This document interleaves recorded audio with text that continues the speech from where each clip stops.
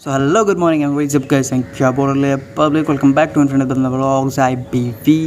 तो आज एक और रे अपलोड होगा और ये होगा मेरा एक सब्सक्राइबर है उनके लिए, जिन्होंने मुझे कहा कि भैया मुझे हॉन्टेड वीडियो बहुत ज़्यादा पसंद है। तो मैं पिछला जो है हॉन्टेड वीडियोस को छोड़ रहा हूँ, तो उसमें से ही एक छोड़ूंगा आपके लिए, महाकाल भक्त, जिन्होंने मुझे बोला है कि आपको हॉन्टेड वीडियोस बहुत ज़्यादा पसंद है और मेरे सब्सक्राइबर्स के हुक्म मेरे सर आँखों पर।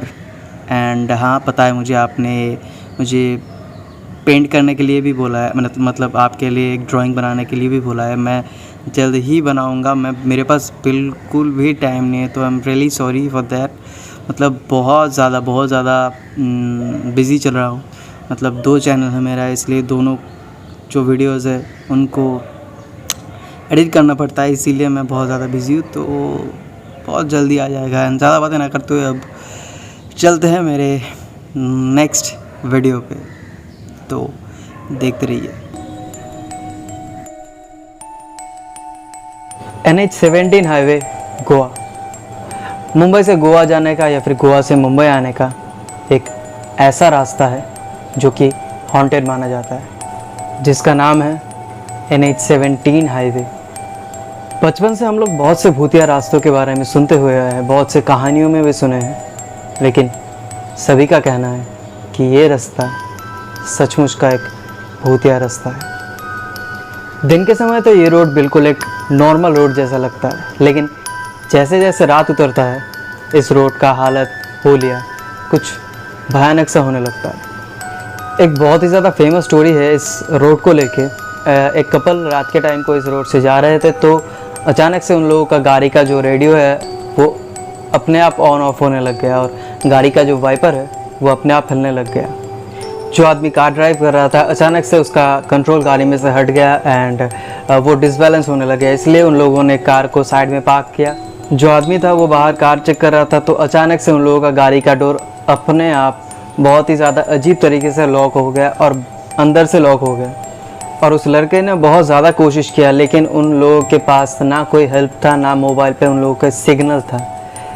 लेकिन आधे घंटे के बाद अचानक से अपने आप डोर खुल गया। जब डोर खुला तब उस लड़के ने देखा, जो लड़की थी उसके गर्दन पे किसी के नाखून के निशान थे और वो लोग बिल्कुल कंफ्यूज हो चुके थे कि इतने से देर में उन लोगों के साथ ये क्या क्या हो गया। सिर्फ यही नहीं, एक और कहानी प्रचलित है उस रोड को लेकर के। एक लड़की आधी रात को आकर उस रोड पे लिफ्ट मांगती है और अगर किसी ने भी उस लड़की को लिफ्ट दे दिया तो वो उसकी आखिरी जर्नी होती है।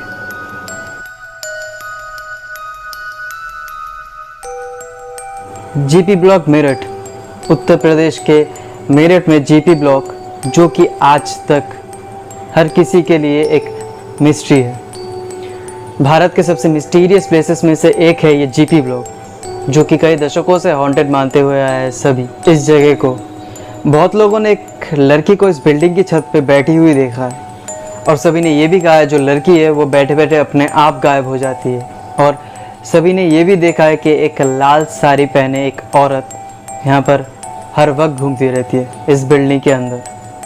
और सबसे अजीब बात यह है, कोई इस बिल्डिंग के साइड से गया है या फिर कोई भी एक्सप्लोर करने के लिए इस बिल्डिंग के अंदर गया है, तो काफ़ी लोगों ने उस बिल्डिंग के अंदर 4 आदमियों को बैठे हुए देखा है जो कि शराब पी रहा है, और जैसे ही नज़र हटाते हैं वो चारों गायब हो जाते हैं। और इन चारों आदमियों को देखने का दावा बहुत लोग कर चुके हैं, लेकिन बाकी पैरानॉर्मल जगहों के मुकाबले ये बहुत ज़्यादा मिस्टीरियस है, क्योंकि इस जगह के बारे में आज तक किसी भी पैरानॉर्मल एक्सपर्ट ने पता नहीं लगा पाया कि क्यों ये प्लेस इतना ज़्यादा हॉन्टेड है।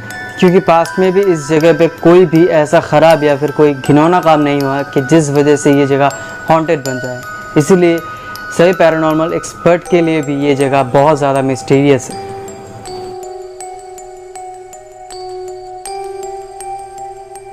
टनल नंबर 33 शिमला, ये टनल एक हॉन्टेड टनल माना जाता है, क्योंकि इस टनल के अंदर सभी का मानना है कर्नल बरोक का आत्मा भटकता रहता है। सभी का मानना है कि इस टनल के अंदर पैरानॉर्मल एक्टिविटीज़ होती रहती है और अगर किसी ने भी इस टनल के अंदर से जाने की कोशिश की तो उसे एक नेगेटिव एनर्जी महसूस होता है और अजीब सा लगने लगता है उसको। इस टनल को बनाने की जिम्मेदारी ब्रिटिश इंजीनियर कर्नल बरोक को दी गई थी। सुरंग बनाने से पहले पहाड़ का इंस्पेक्शन किया गया था और दोनों छोर पर मार्क लगा दिया गया था ताकि दोनों छोर से अगर खुदाई की जाए तो दोनों जाके आपस में मिल जाए और एक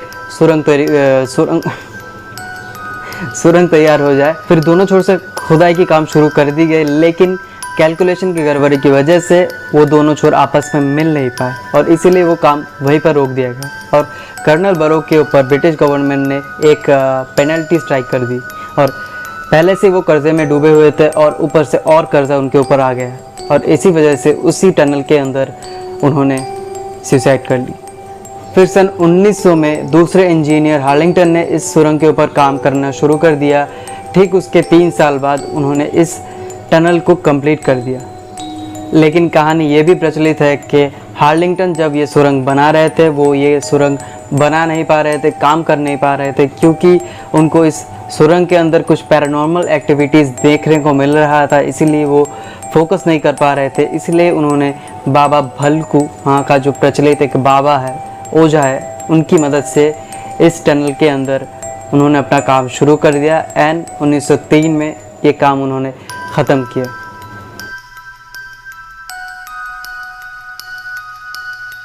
राजस्थान के कोटा शहर में एक पुरानी हवेली है जिसका नाम है ब्रिज भवन, जो कि अब एक होटल बन चुका है, लेकिन अभी भी उस होटल के अंदर कदम रखते ही किसी की आहट सुनाई देती है, जो कि है वहाँ पर रहने वाली एक अंग्रेज़ की आत्मा की। वो अंग्रेज़ जिसे अपने 2 जुड़वा बेटों के साथ इस हवेली में मार दिया गया।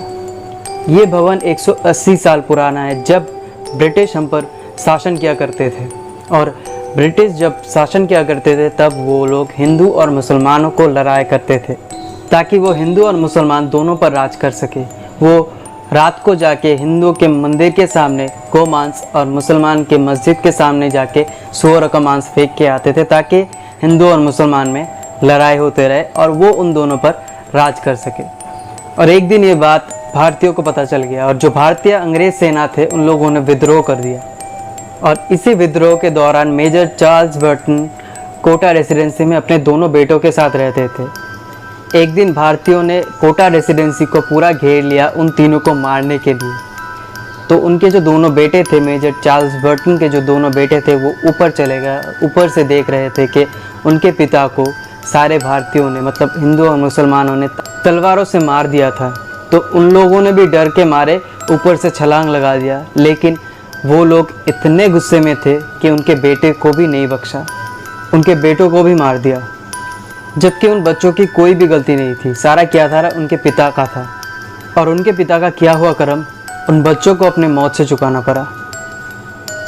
शायद उनकी बेटों की मौत उनसे सहा नहीं गया, इसी वजह से उनकी आत्मा अभी तक उस होटल में भटकती रहती है और काफ़ी लोगों ने उनके आत्मा को उस होटल में महसूस भी किया है। 1980 में ब्रिटेन की पूर्व महारानी ने एक इंटरव्यू में कहा है, जब वो कोटा पे रहने आई थी तब उन्होंने अपने ड्राइंग रूम में मेजर की आत्मा को भटकते हुए देखा है। तो इनमें से किसी भी जगह पे आप जाना चाहेंगे, ये बिल्कुल आपके ऊपर है। अगर आपको भूतों से प्यार है तो आप जा सकते हैं। So that's rap for today. ये था आज का वीडियो। अगर आपको ये वीडियो पसंद आया है तो लाइक कर देना, चैनल पर नया हो तो सब्सक्राइब कर देना। मिलते हैं आप लोगों से अगले वीडियो में, 95th वीडियो में। तब तक के लिए stay safe, stay healthy, stay happy and I love you guys.